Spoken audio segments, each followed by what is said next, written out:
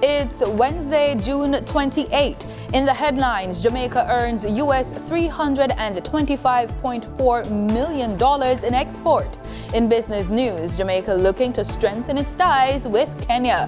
Regionally, Prime Minister Gaston Brown confident about the future regional political union. Internationally, UK's fishing industry faces labor shortage. And in sports, Jamaica's lacrosse team through to the World Champs quarterfinals. This is the news on PBC Jamaica. I'm Simone Absalom Gale.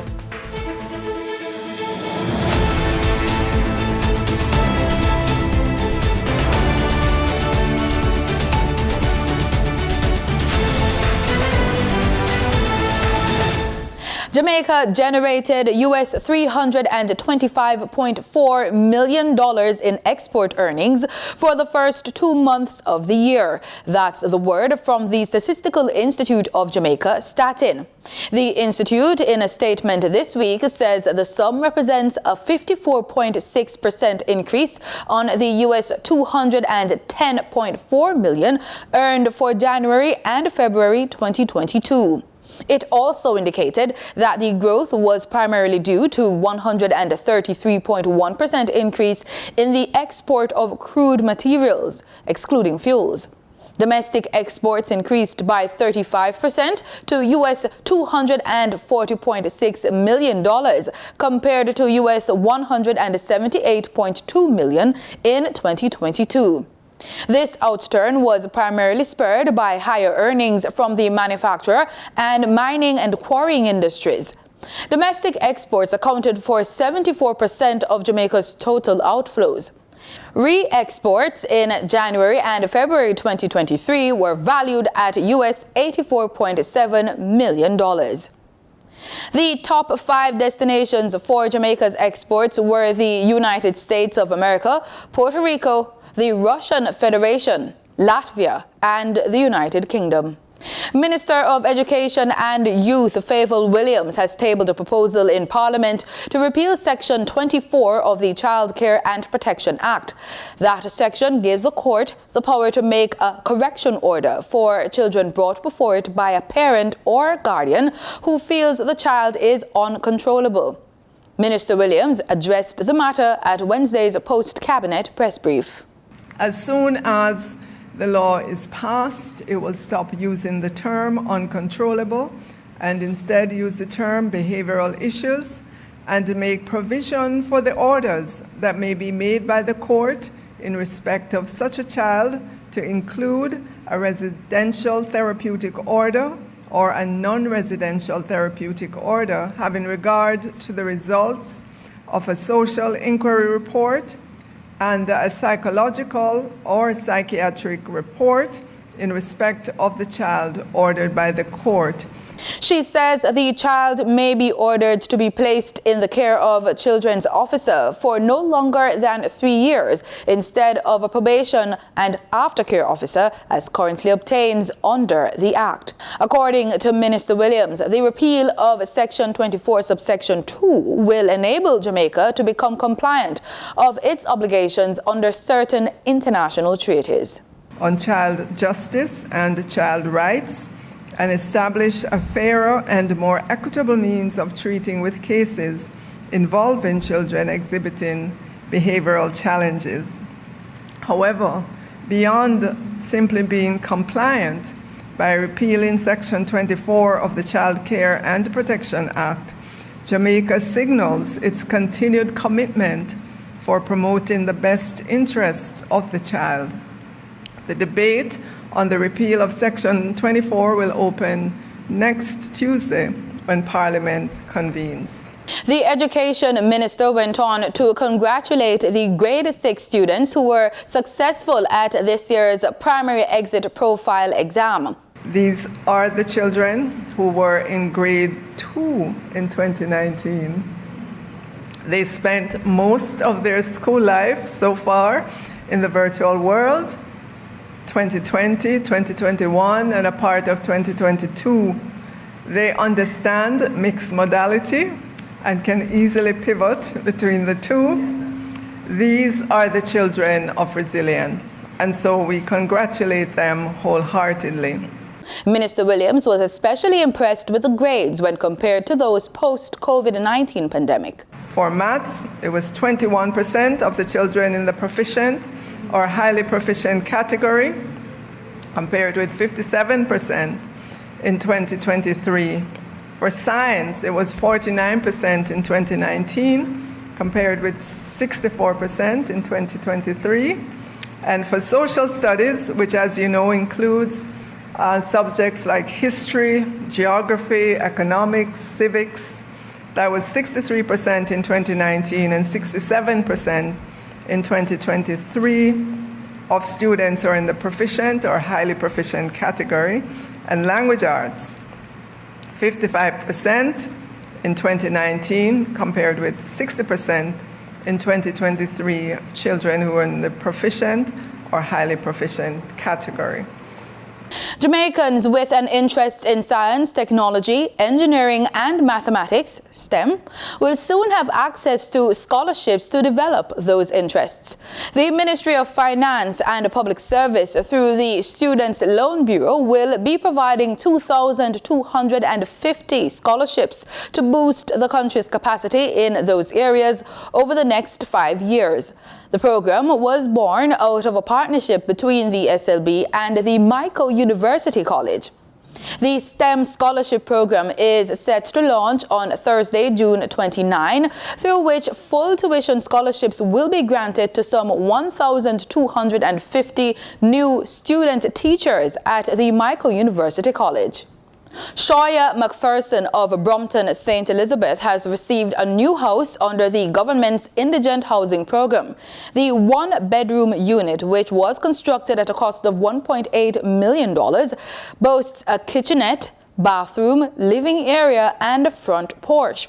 Speaking at the handover ceremony on June 22, Minister of Local Government and Rural Development Desmond McKenzie noted that the program was about giving hope to families while ensuring that there is a proper roof over their heads.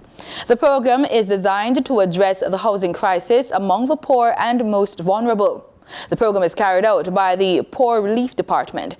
The unit was the second such structure to be handed over in the parish on June 22. Time now for the business report with Danita Rodney.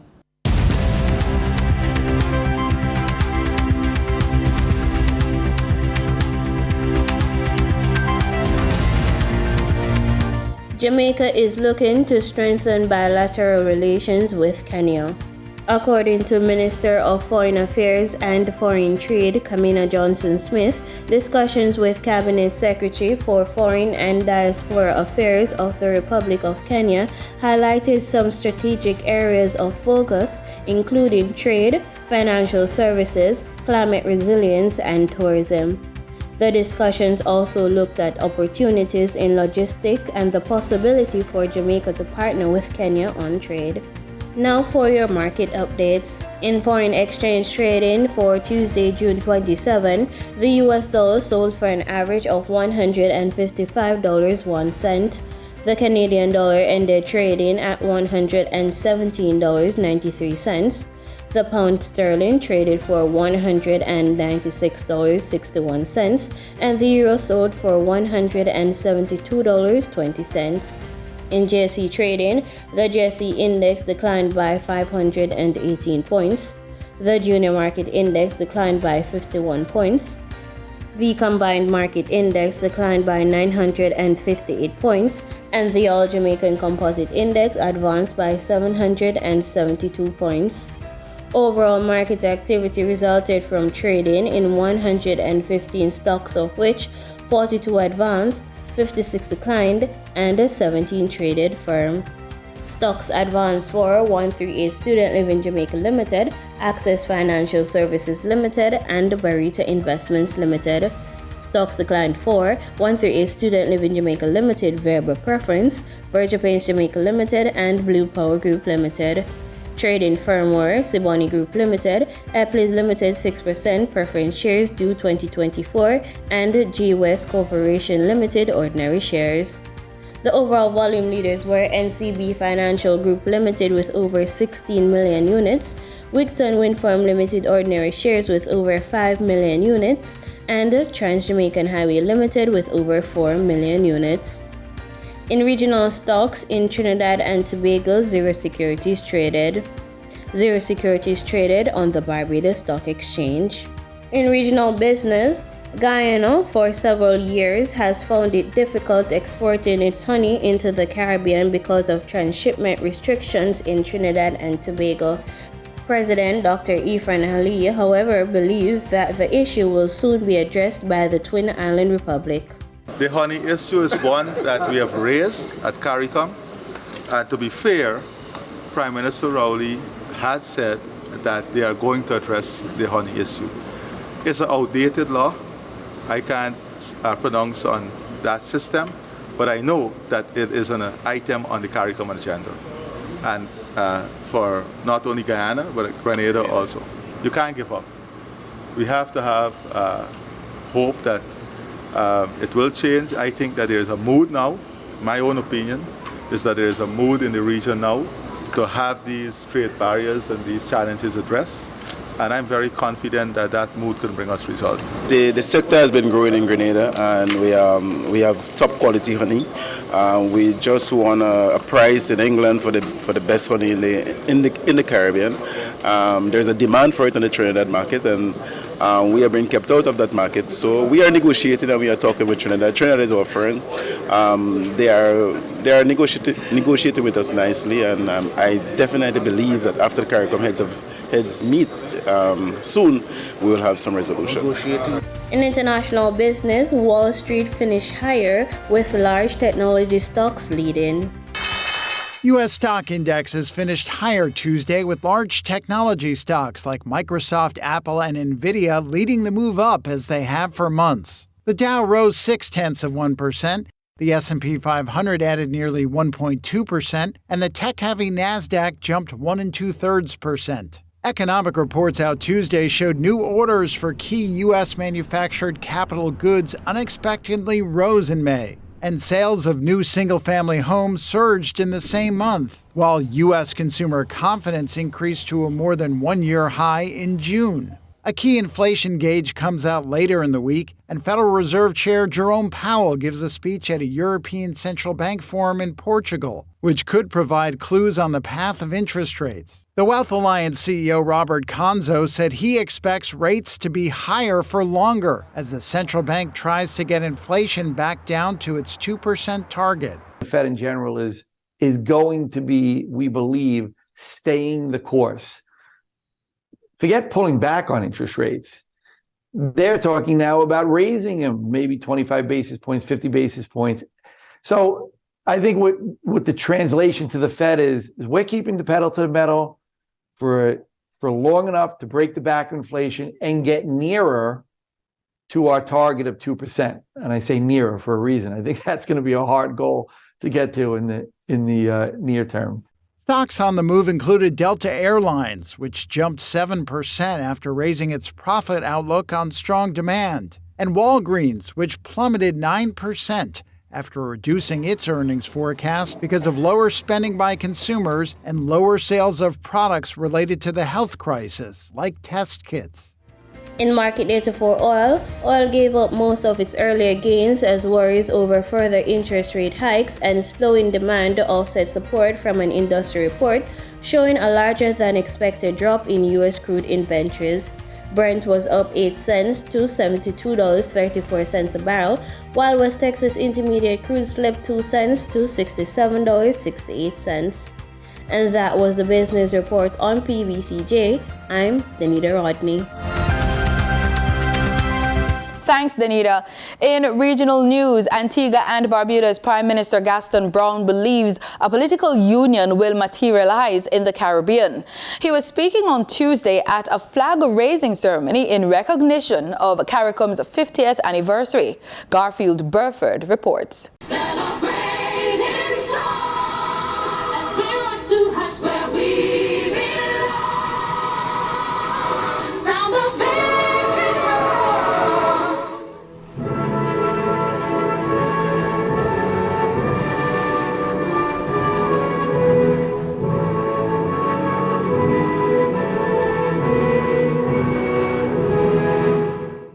Days shy of the official 50th anniversary of CARICOM, Antigua and Barbuda is recognizing the grand milestone. Prime Minister Honorable Gaston Brown, who will be in Trinidad and Tobago for the 45th CARICOM Heads of Government meeting, told Tuesday's ceremony CARICOM is crucial. When we consider the myriad of global challenges, we either swim together or sink alone. So CARICOM is essential.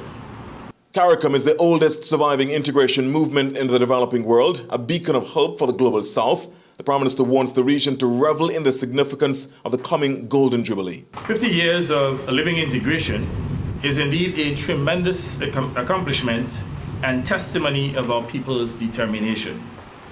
Today's ceremony serves to acknowledge its significance at the highest level here in Antigua and Barbuda, standing in the shadow of our Parliament and in the shade of the Prime Minister's edifice, occupied since the year 2000 by 3 Prime Ministers. CARICOM was established on July 4, 1973, 15 years after the West Indies Federation was born and died in its infancy. Prime Minister Brown is still upbeat about the prospects of a regional political union. Whereas, in a prior effort, we did not quite succeed in establishing or at least sustaining a political union, I still believe that with time, and certainly with the commitment of our leaders and our citizens and residents, that we will achieve a regional political union. Also elusive has been the E in the CSME. While there has been progress on the CARICOM single market, the single economy has so far been a stillbirth. The Prime Minister has not given up on that regional goal, however. And whereas we have not quite achieved a single economy, it is work in progress. We shall continue unrelentingly until it is achieved. Going forward, there is this commitment from the Prime Minister about CARICOM. We look forward to our journey towards full integration and sharing without fear the ideas emanating from Antigua and Barbuda. My administration will continue to seek to address various evolving issues, especially climate change, issues to include the multi-dimensional vulnerability index, the issue of the debt challenges, the reform of the international financial architecture. As world leaders prepare for the upcoming UN Climate Change Conference of Parties in Dubai in December, Barbados wants action to mitigate against climate change. Prime Minister Mia Mottley reiterated time is of the essence, stressing no country is excluded from the impact of the climate crisis. The reality is that while we focus on the increased capital for the multilateral development banks and the regional development banks to help governments with adaptation, it is that private sector unlocking of funding that is going to help mitigate and to keep temperatures below 1.5. I do believe that it may require some countries stepping forward and not only putting in liquid cash. In some instances it will be SDRs. We probably need a governance mechanism that anchors this trust or catalytic fund in the IMF and the World Bank, because that then means that those countries that want to use SDRs won't have that as a liability on their balance sheet. The private sector funding that is probably needed will be about $1.5 trillion, which means that if we can raise at least 300 billion, 400 billion, we can leverage to be able to get that unlocked. As I said, it doesn't matter where mitigation takes place. President of the Caribbean Court of Justice, CCJ, Justice Adrian Saunders, on Monday encouraged members of the private sector to take their grievances to the regional court if they believe they aren't being adequately addressed. We're in a different regime, and so there's just no scope to sit by and to see your rights compromised if you think that they are being compromised by the decisions of a state, and grumble about it. The court is there to receive applications and to process those applications. That was Justice Adrian Saunders, the president of the Caribbean Court of Justice, speaking at a business breakfast at the Marriott Hotel in Kingston, Georgetown, on Monday. At that meeting, the CCJ president posited that the Caribbean Single Market and Economy, CSME, which promotes free trade within the Caribbean community, is expected to be private sector driven. And according to him, the CSME would work more effectively if the private sector were to test it by seeking redress for grievances. Doing so can involve the CCJ. Meanwhile, Director of External Trade at CARICOM Secretariat's Directorate of the Caribbean Single Market in Trade, Dr. Chantal Ononaiu, acknowledged concerns raised, but says there are other avenues to address matters. Adjudication before the court is but one mechanism available when issues arise. States can engage in consultations. States can use the good offices of the Secretary General. States can have reference to impartial third parties like mediators or conciliators. They can refer a matter to arbitration. The CCJ, in its original jurisdiction, can adjudicate matters under the revised Treaty of Chaguaramas, which is CARICOM's central treaty that, among other things, caters for the CSME. Reporting for the newsroom, Vishani Raghaber. In international news, the fishing industry in the United Kingdom is struggling due to the lack of skilled workers. Since leaving the European Union, many foreign workers had to leave the UK. But now the government is trying to get them back. Al Jazeera has the details. It takes many hands on deck to land the week's catch. UK waters are teeming with opportunities, but there aren't enough British workers to crew the boats and process the produce. We've had problems trying to recruit young people into the industry for a while. It just doesn't seem to be a job that young people are wanting to do anymore, unfortunately. We've been setting up apprenticeships and trying to get young people in that way, but it's still not working in terms of homegrown talent. The government's responded to the labour crisis in the fishing industry by quietly agreeing to allow more foreign workers into the country, despite touting control over immigration as a main reason for leaving the EU. In fact, 3 years after Brexit, UK net migration has never been higher. The problem is there just simply aren't enough British workers willing to labour in dangerous and often cramped conditions. And also the tight profit margins mean that wages can be extremely unpredictable. Now, under a new government scheme, they're allowing employers to hire many more foreign workers, paying them potentially substantially less than local hires. In order to keep the industry afloat, it needs all the labour it can get. 30% of the UK's fishing crews are foreign, recruited through agencies from countries such as Ghana and the Philippines, where almost the entire crew of this vessel is from. Roland Berlian's here 8 months a year because the money's good. Lower salaries could drive much needed workers elsewhere. Money in here is really good, really good. I really appreciate it, and the people, they treat us very good. Yeah, food is okay, accommodation is okay, everything is very good. Industry leaders are now urging the government to loosen its rules to help resolve the labour shortage, including scrapping strict English language requirements. The irony is the fishing industry was a poster child for those advocating leaving the EU, but the promised boom hasn't happened. And the UK still doesn't have many of the freedoms of other coastal states, including EU member France. Fisherman of 35 years, David Wilson, feels lied to. Yeah, we were sold down the river with Brexit. We were promised gold and we got coal. Fishing joins construction on the government's shortage occupation list. Retail and hospitality are lobbying hard to be included too, after losing huge numbers of staff from the European Union when the freedom to work in the UK ended. Tacit recognition, say many of these fishermen, of Brexit's failure to make Britain a better market for business. Neve Barker, Al Jazeera, Brixham. In sports, Jamaica's team has advanced to the 2023 World Lacrosse Men's Championships quarter-final round. Playing in its second World Championship, 10th-seeded Jamaica continued its undefeated run by upsetting 7th-seeded Italy 7-6 in a first-round playoff on Tuesday at San Diego State University. Kiara Sears scored 3 goals and Nate McPeak made his 6th save on a second-last attempt by Italy's Joe Segassi to send the Jamaicans through to the quarterfinals. They'll play second-seeded Canada on Wednesday. And that's the news on PBCJ. You can follow us on our social media platforms at PBCJamaica. Thank you so much for watching.